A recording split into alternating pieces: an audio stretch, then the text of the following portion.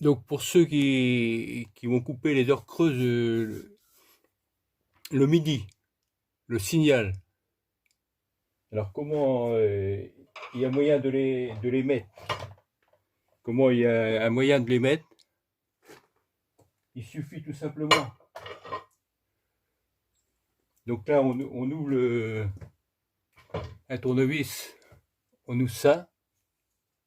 Alors là moi c'est un compteur triphasé. C'est une installation triphasée.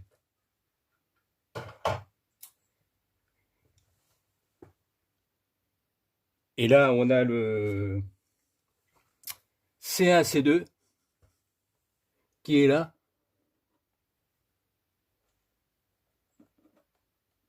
C1, C2.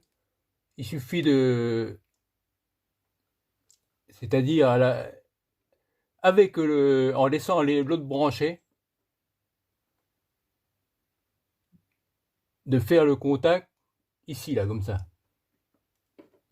Alors là, je le fais avec un fil, et ça pourrait, puisque ça, c'est un simple interrupteur. C'est un simple interrupteur quand commandé, et donc il suffit de mettre soit une pendule, soit se servir d'un comment, tout ce qui est, alors de préférence à pile, ou sinon il faut des petites horloges.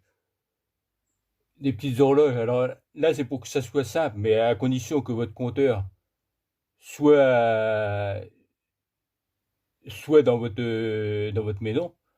Parce que sinon, s'il est dans le boîtier, on peut pas. Donc, il faudra faire ça au tableau. Donc là, il suffit d'avoir une pendule de programmation, que ça soit n'importe laquelle. Alors, ça peut être un thermostat d'ambiance. Thermostat d'ambiance avec programmable et hebdomadaire. Là, je vais vous faire voir après ce qu'il y a moyen de faire à pile. Parce que là, le problème qui se pose, si votre pendule que vous remettez si vous en mettez une au tableau, là, le problème qui se pose, c'est que la pendule, la pendule, s'il y a une coupure de courant, alors il y en a certaines qui ont une autonomie avec coupure de courant, elle va se décaler par rapport à ce que vous y avez réglé. Alors ça il y en a pas mal qui expliquent quand même sur Internet. Mais là, moi, j'aurais à le faire pour pas que ça soit trop dur à faire, parce que là le tableau, faut s'y connaître quand même. Là, il y a juste vous prenez un fil là, que vous branchez là de votre thermostat d'ambiance programmable forcément, hein, et avec les horaires et tout ça. Et là, les machins à pile. Et là, il y a pas de danger ça va pas décaler parce que les piles, ça dure 2 ans. Donc là, c'est un programmateur que j'ai mis pour le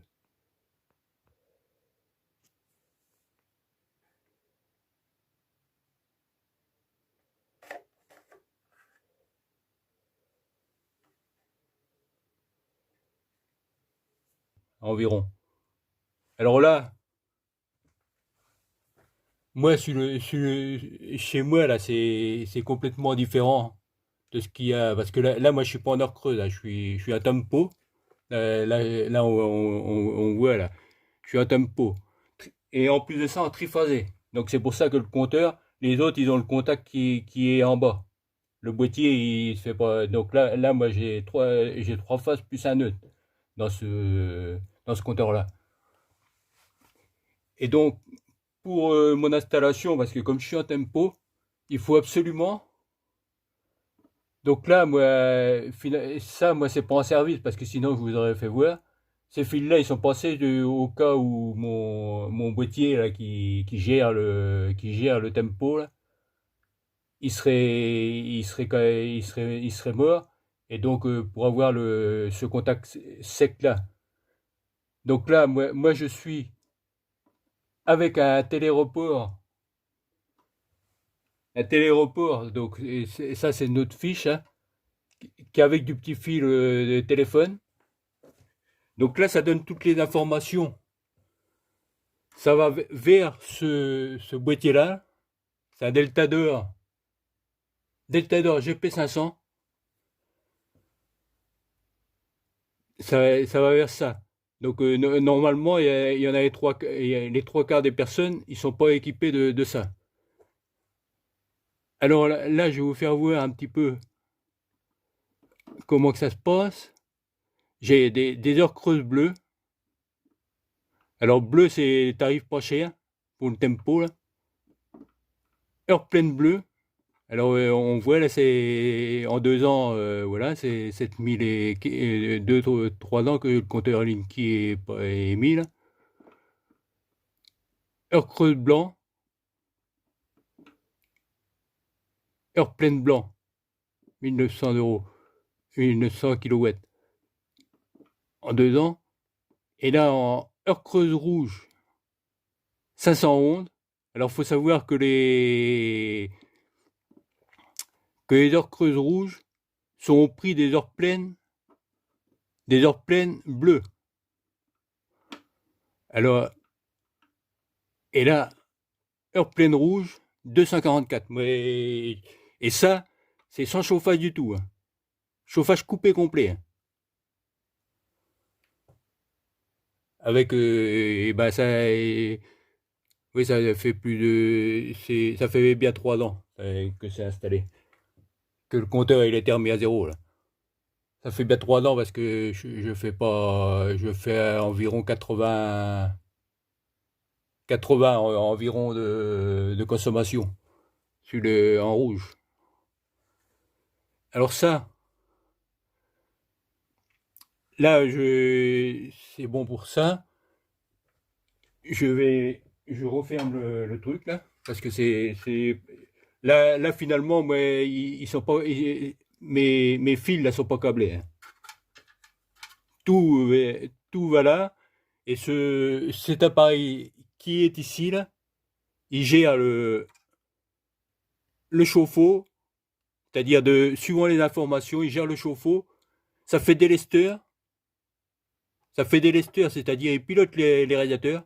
D'abord c'est un gestionnaire le GP500 à Delta 2, hein, c'est pour dire que c'est pas une marque de bidon, quoi. Et comment.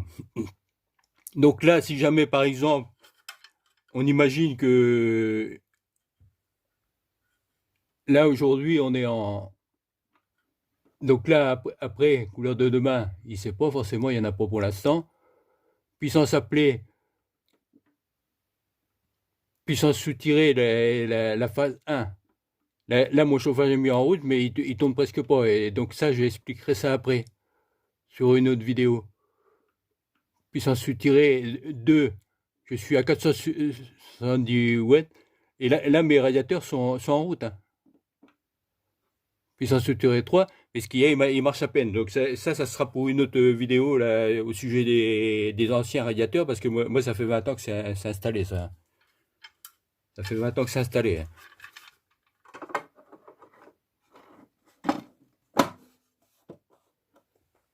Alors, on revient. Je vais ouvrir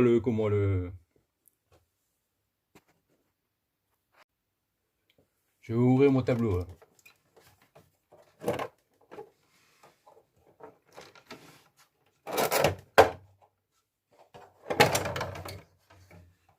Voilà.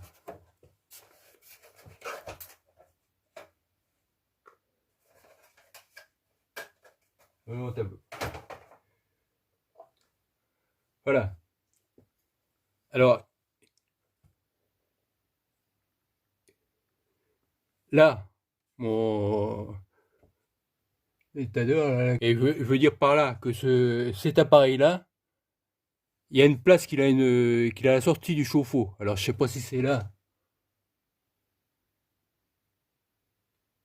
Parce qu'il il est relativement compliqué à gérer, hein, cet appareil-là.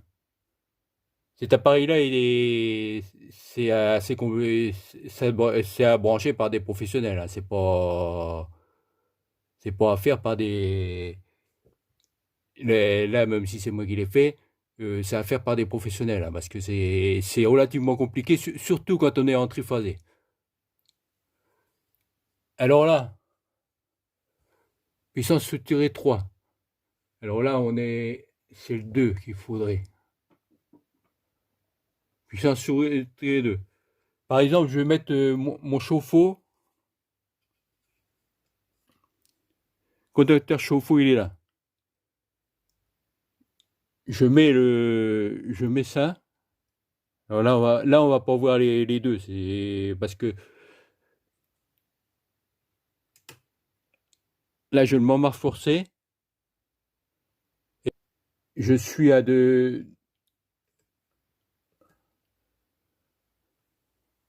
2920.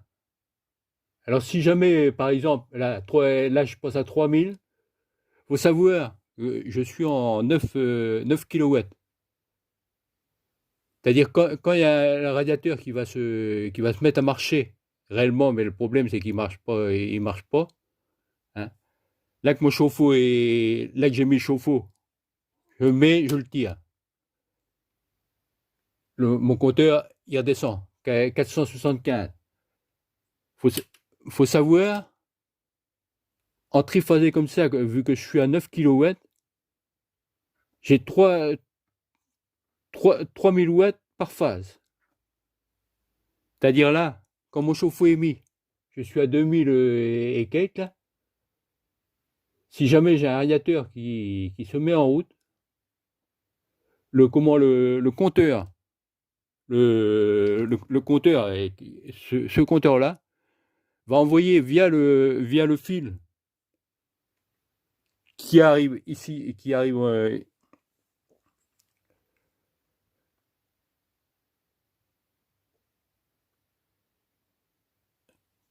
ici, là, via les fils là, qui sont reliés au téléphone, là, il va envoyer l'information de couper le radiateur. Et là, ça ne se produit pas parce que ça.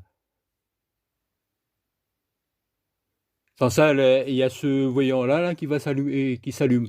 Il s'allume sur le machin là, pour dire que c'est délesté.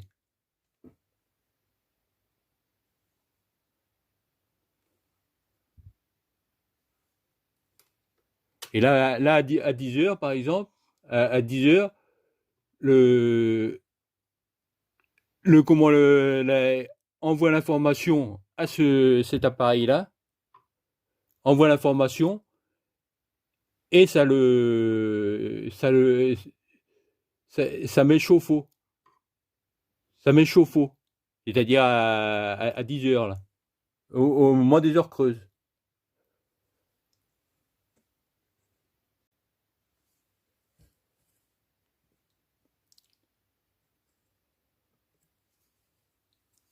Donc là, on revient au truc du chauffe-eau. Le chauffe-eau. Pour le chauffe-eau, j'ai dit on met le contact là-bas. Les contacts, là, derrière,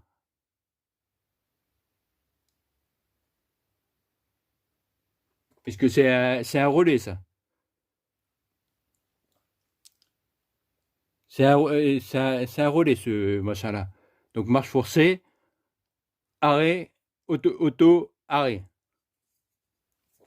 Mais ça pourrait être différent de ça. Anciennement, c'était pas fait comme ça. C'était pas des machins au tableau. Donc là, ça c'est l'alimentation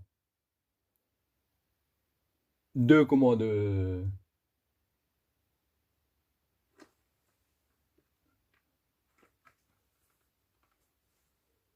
sur celui-là là.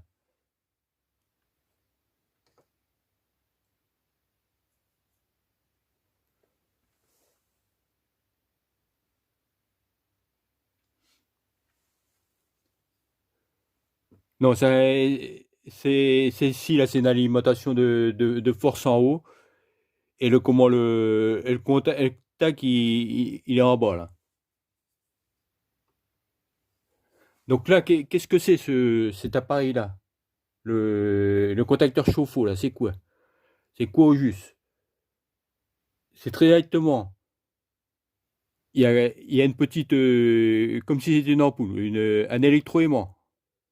Un électroaimant, c'est-à-dire il a le moins d'un côté, le moins d'un côté, le plus de l'autre. Un électroaimant. Donc, quand il est alimenté, ça, ça, ça aimante et ça met le contact. Ça met le contact de force, de la force. Alors, je vais vous faire voir après.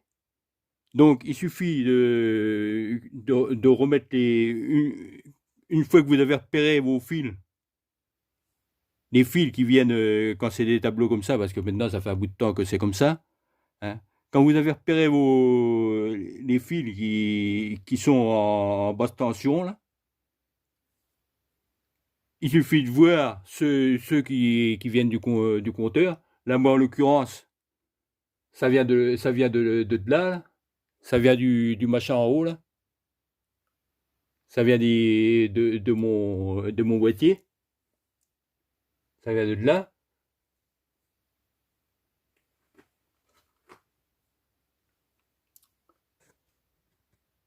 Donc là, je vais mettre le contact.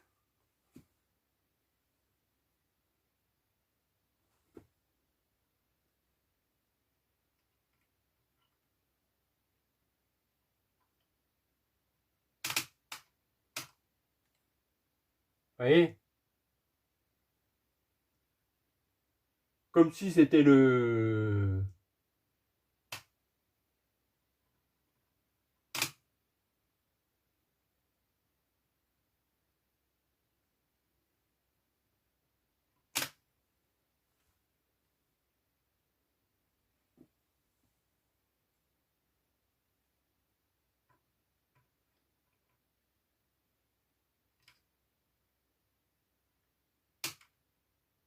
Comme si le contact que je fais là, ça équivaut à un contact qu'on pourrait faire au compteur. C'est-à-dire que normalement, des deux fils de compteur, il y a juste une fois que vous avez repéré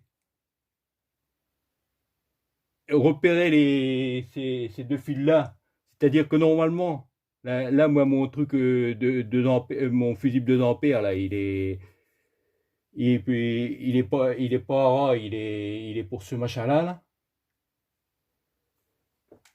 Normalement, du fusible 2 ampères, vous remettez le contact et normalement, ça marche. Donc ça, et donc il y a moyen de bidouiller. Mais par contre, c'est gentil, mais ça m'étonne. Et il paraît que EDF, ils vont continuer à compter et c'est juste ce signal, juste ce contact là qu'ils vont pas mettre. Mais ça, je serais étonné que ça soit comme ça. C'est-à-dire que si vous mettez votre pendule et elle va mettre le contact, mais si le compteur là, il compte pas en heure creuse, si votre compteur il compte pas en heure creuse, eh ben vous payez tarif fort. Hein. Alors ça reste à vérifier quand ça va avoir lieu. Quand ça va avoir lieu. Parce que sinon, ça reste à vérifier. Donc là, vous avez vu le boîtier là. Là, je vais refermer et on va voir à 10 heures comment que ça va. Alors, anciennement pour les heures creuses, il y avait ça. Alors que j'explique.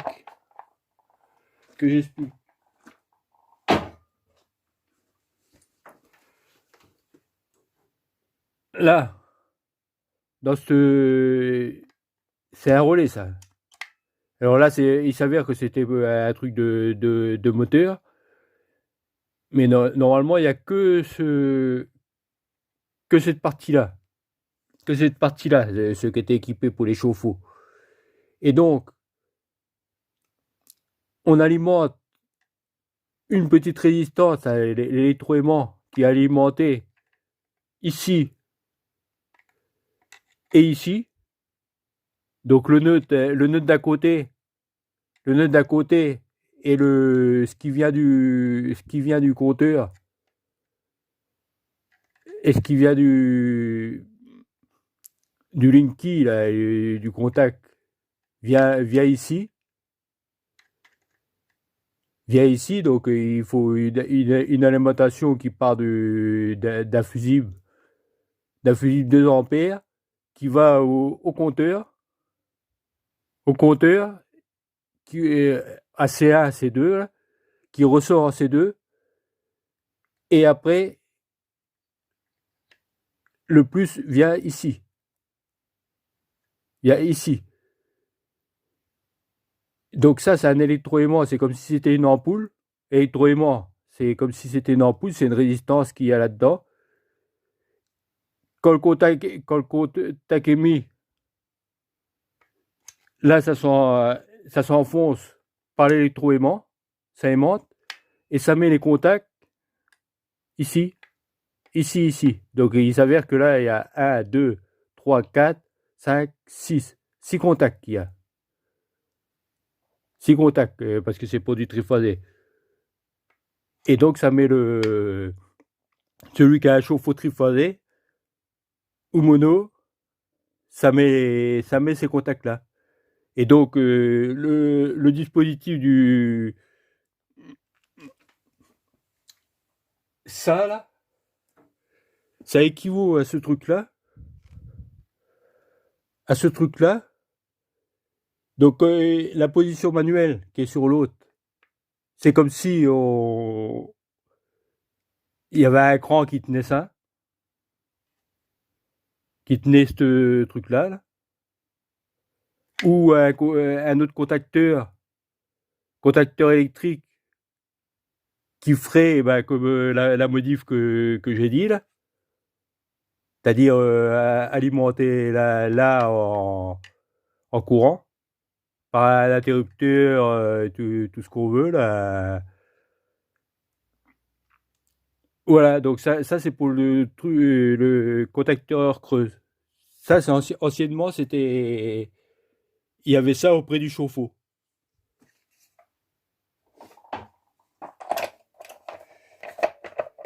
Il y avait ça auprès du chauffe-eau et donc il y avait une ligne qui venait du compteur là ou d'un relais qu'il y avait à côté.